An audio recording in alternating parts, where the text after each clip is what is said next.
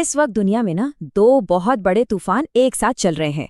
एक है मौसम का तूफान जो जबरदस्त तबाही मचा रहा है, और दूसरा है पैसों का जो पूरी दुनिया के बाजारों को हिला के रख दे रहा है। अब सुनने में ये दोनों बिल्कुल अलग लगते हैं ना, पर आज हम यही देखेंगे कि ये कैसे एक ही बड़ी और खतरनाक कहानी के दो हिस्से हैं। जरा इस तस्वीर को देखिए। एक तरफ कुदरत का कहर है, एशिया में एक साइक्लोन आया है जिसमें हजारों जानें जा चुकी हैं, और ठीक उसी वक्त दूसरी तरफ दुनिया के फाइनेंशियल मार्केट्स में डर का माहौल है। निवेशक अपना पैसा निकालकर भाग रहे हैं। तो मतलब एक असली तूफान और एक पैसों का तूफान, और पूरी दुनिया इन दोनों के बीच में फंसी हुई है। ठीक है, तो चलिए पहले तूफान की बात करते हैं, वो जो क्लाइमेट की वजह से आया है और एशिया में कहर बरपा रहा है। ये सिर्फ कोई खराब मौसम की खबर नहीं है, ये एक बहुत बड़ा मानवीय संकट बन चुका है।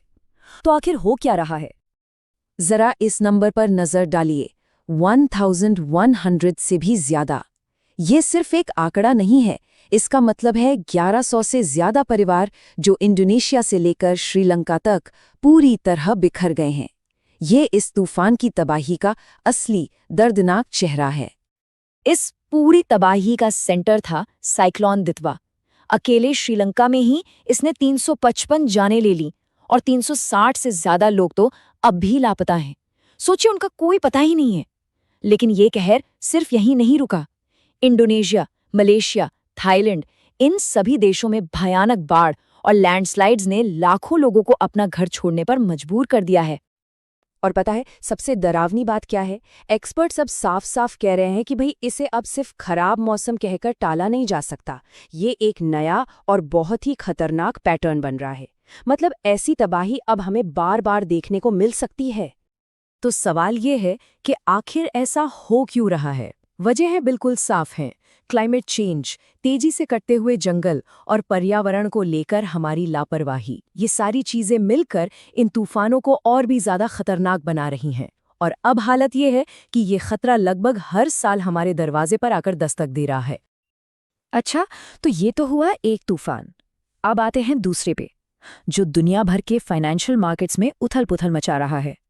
ये एक अलग किस्म का तूफान है, लेकिन इसकी ताकत कम नहीं है। तो ये पैसों का तूफान शुरू कैसे हुआ? ये एक डोमिनो इफेक्ट की तरह था। देखिए, कहानी शुरू हुई जापान से। वहां के सेंट्रल बैंक ने बस एक छोटा सा सिग्नल दिया कि वो शायद इंटरेस्ट रेट्स बढ़ा सकते हैं, और बस इसी एक सिग्नल से पूरी दुनिया में खलबली मच गई। बॉन्ड डील्स, मतलब सरकार को जो कर्ज मिलता है उस पर रिटर्न, वो अचानक से बढ़ गया। इससे इन्वेस्टर्स डर गए और उन्होंने फटाफट अपने बॉन्ड्स बेचना शुरू कर दिए। और जब बाजार में डर फैलता है तो लोग क्रिप्टो और स्टॉक मार्केट जैसी रिस्की जगहों से अपना पैसा सबसे पहले बाहर निकालते हैं। और इसका असर देखिए, बिटकॉइन एक ही दिन में धड़ाम से 6% से ज्यादा गिर गया। वॉल स्ट्रीट से लेकर एशिया तक स्टॉक मार्केट्स में बस लाल ही लाल नजर आ रहा था। ये साफ इशारा था कि इन्वेस्टर्स बुरी तरह घबराए हुए हैं और अपना पैसा बचाने के लिए सुरक्षित ठिकाना ढूंढ रहे हैं।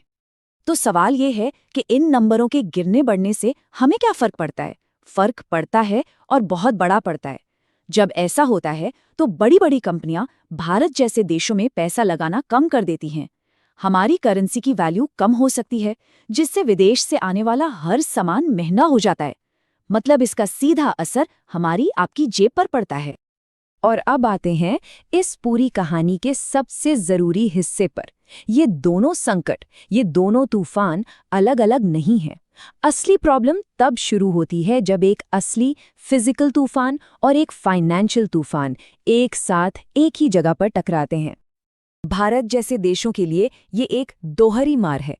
इसे ऐसे समझिए, एक तरफ कुदरत की मार से लोग परेशान हैं, घर-बार छोड़ रहे हैं, जिससे देश पर एक मानवीय संकट का प्रेशर है। और ठीक उसी वक्त दूसरी तरफ बाजार की गिरावट विदेशी निवेश को डरा रही है, जो हमारी इकोनॉमी के लिए बहुत जरूरी है। मतलब दोनों तरफ से दबाव पड़ रहा है। इस सिचुएशन के लिए एक्सपर्ट्स एक टर्म यूज करते हैं, ग्लोबल फ्रेजिलिटी, यानी वैश्विक नाजुकता। इसका सीधा सा मतलब ये है कि आज की हमारी दुनिया के सारे सिस्टम्स, चाहे वो मौसम हो, पैसा हो या पॉलिटिक्स, ये सब एक दूसरे से इतने ज्यादा जुड़ गए हैं कि अगर एक जगह पर कोई झटका लगता है ना, तो उसका असर पूरी दुनिया में डोमिनो की तरह फैलता है। तो इससे टेक अवे क्या है? सीधी सी बात है, अब हम ये नहीं कह सकते कि अरे ये तो कहीं और हो रहा है, हमें क्या। दुनिया के किसी भी कोने में होने वाली कोई भी बड़ी घटना अब हमारी जेब पर, हमारे पर्यावरण पर और हमारे भविष्य पर सीधा असर डालती है। तो अब जब हमने पूरी सिचुएशन को समझ लिया है, तो सवाल उठता है कि आगे क्या? आगे हमें किन चीजों पर नजर रखनी चाहिए? कुछ बड़े सवाल हैं जिनके जवाब ही आने वाले वक्त की दिशा तय करेंगे। पहला और सबसे बड़ा सवाल तो फाइनेंशियल दुनिया से जुड़ा है। क्या जापान का सेंट्रल बैंक इंटरेस्ट रेट्स बढ़ाता रहेगा या फिर बाजारों में जो आग लगी है उसे बुझाने के लिए अपने कदम पीछे खींचेगा? पूरी दुनिया के बाजारों का भविष्य उनके एक फैसले पर टिका है।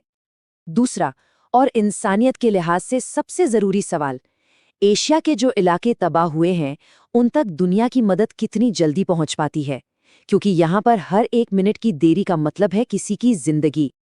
और तीसरा सवाल है दुनिया भर की सरकारों से, क्या ये डबल झटका उन्हें गहरी नींद से जगाएगा? क्या अब जाकर क्लाइमेट चेंज पर कोई ठोस, कोई आक्रामक एक्शन लिया जाएगा, या ये भी बस एक और वार्निंग बनकर रह जाएगी? और आखिर में वो सवाल जो शायद हम सबके मन में है, मार्केट्स में ये जो गिरावट आई है, क्या ये सिर्फ एक छोटा मोटा झटका है या हम एक बहुत बड़े और लंबे तूफान की बस शुरुआत देख रहे हैं? सच तो ये है कि हम एक ऐसी दुनिया में जी रहे हैं जहां एक तूफान दूसरे को दावत देता है और हमें इन दोनों के लिए तैयार रहना होगा।